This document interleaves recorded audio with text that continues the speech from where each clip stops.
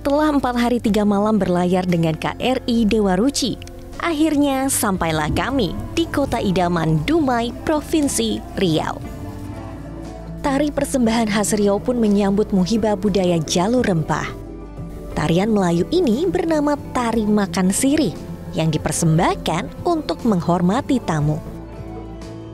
Gerakan penghormatan itu terlihat ketika penari menunduk, merapatkan telapak tangan dan membawa tepak atau kotak berisi sirih.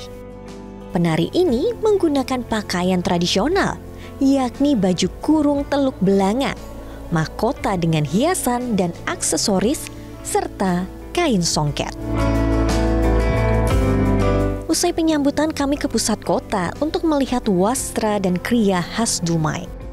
Pertama-tama, yang menarik perhatian saya adalah layang-layang Kuau Raja Tebu Isi. Asal-usul layang ini diambil dari nama burung Kuau Raja di Sumatera. Layang-layang ini merupakan warisan budaya tak benda dari Dumai yang dikeluarkan oleh Kementerian Pendidikan, Kebudayaan, Riset, dan Teknologi pada 25 Oktober 2023. Nah, layang kita uniknya apa, Bu? Kita layang lain nggak pakai kepala, ini kita pakai. Ini namanya apa? Mahkota. Mahkota. Terbuat dari apa ini, Pak? Ini terbuat rotan, ini benang wol, sudah ini benang emasnya. Ini ukirannya ukiran Riau Pesisir. Riau. Oh, jadi ini khas dari Riau Pesisir. Karena kita ambil motif-motifnya bukan dari tumbuh-tumbuhan yang ada di Riau Pesisir, seperti daun pakis. Ini daun pakis. Daun pakis. Ini bunga raya. Nah, di sininya bunga matahari. Kita ini bisa pakai plastik, bisa pakai tas minyak, bisa pakai parasut. Ini parasut. Ini agar supaya lebih awet lagi, Bu. Kan itu, dia lebih awet lagi. Cara melihatnya, Bu, dia burung, kita balikkan. Ini pas kuau itu lagi mengembangkan sayapnya. Jadi seperti ini baru terlihat. Baru terlihat. Jadi ini kepalanya kuau itu biasanya kalau dia mengembangkan sayap kan kepalanya ke bawah. Proses pembuatan layang-layang ini bisa memakan waktu 1 hingga 2 bulan.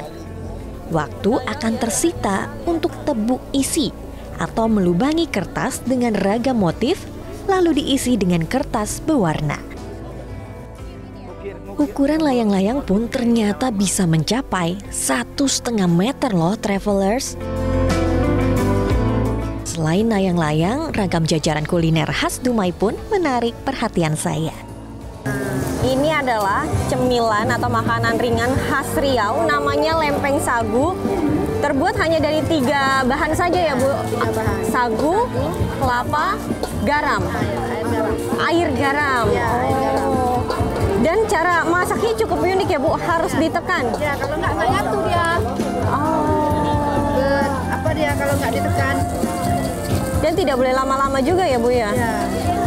Pokoknya kalau ada lagi kuning, agak kuning masak ya. Dan makannya harus dengan sambal teri. Ya, sambal ikan teri. Bisa juga pakai gula pasir. Oh, oke, tapi itu ya, Bu, pilihannya. Rasanya manis. Kalau ini kan rasanya sama. Makanan khas Melayu ini biasa disajikan untuk sarapan. Dan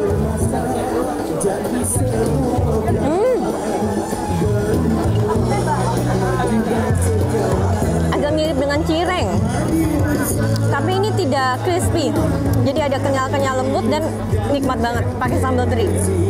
Mantap, mantap, mantap, mantap.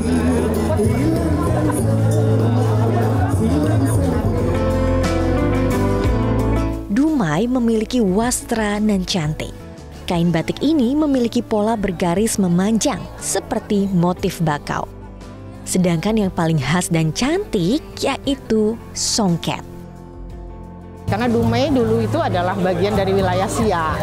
Produk-produk di dalam arus pelayaran dan perdagangan itu ada salah satunya tenun siak. Nah, tenun siak itu dulu mengambil pengrajin-pengrajin, belajar pengrajin gitu ya, dari Terengganu, Malaysia. Oh, dari Malaysia. Kalau misalnya dari songket ini mungkin dari motif nggak ya, Bu ya?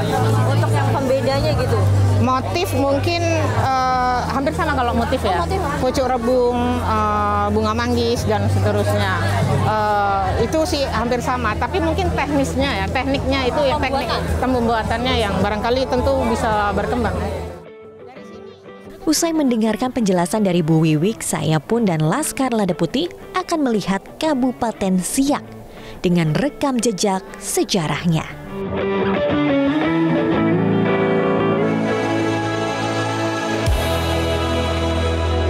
Jelajahi cara baru mendapatkan informasi. Download Metro TV Extend sekarang.